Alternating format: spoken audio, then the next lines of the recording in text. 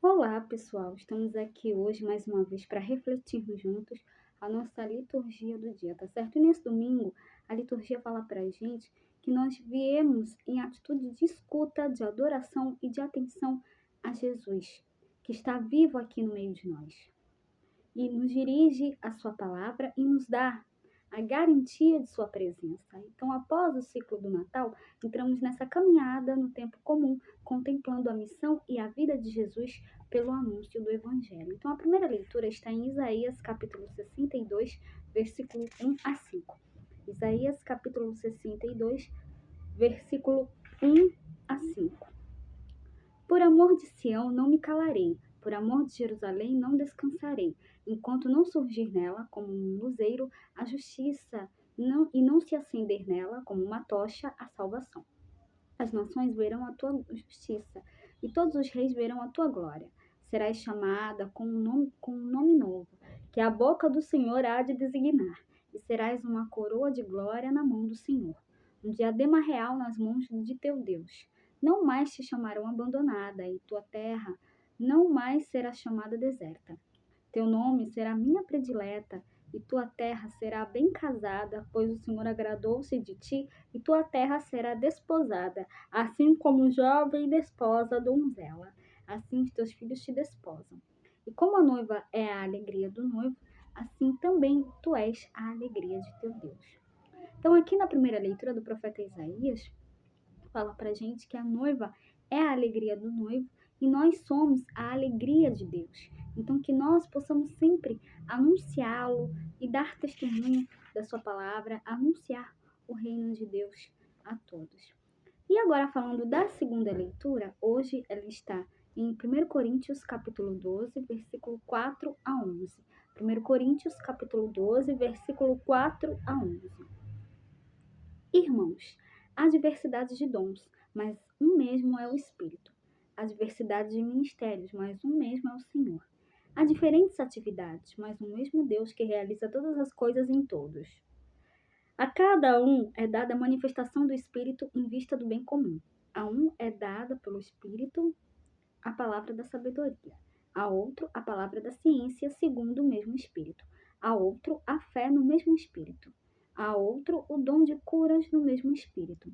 A outro o poder de fazer milagres. A outro profecia. A outro discernimento de espíritos. A outro falar línguas estranhas. A outro interpretação de línguas. Todas estas coisas as realiza um e o mesmo Espírito, que distribui a cada um conforme quer. Então, aqui na segunda leitura, na carta de São Paulo aos Coríntios, a primeira carta de São Paulo aos Coríntios, São Paulo fala aqui, estas coisas as realiza um e o mesmo Espírito, que distribui a cada um conforme o seu querer. Então, cada um de nós tem um dom.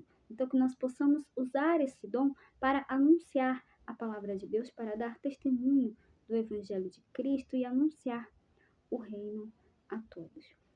E agora, falando do Evangelho, hoje ele está em João, capítulo 2, versículo 1 a 11. João, capítulo 2, versículo 1 a 11. Naquele tempo, houve um casamento em Caná da Galileia. A mãe de Jesus estava presente. Também Jesus e seus discípulos tinham sido convidados para o casamento. Como o vinho veio a faltar, a mãe de Jesus lhe disse: Eles não têm mais vinho. Jesus respondeu-lhe: Mulher, por que dizes isto a mim? Minha hora ainda não chegou. Sua mãe disse aos que estavam servindo: Fazei o que ele vos disser. Estavam 6 talhas de pedra colocadas aí para a purificação, que os judeus costumam fazer. Em cada uma delas cabiam mais ou menos 100 litros. Jesus disse aos que estavam servindo: Enchei as talhas de água.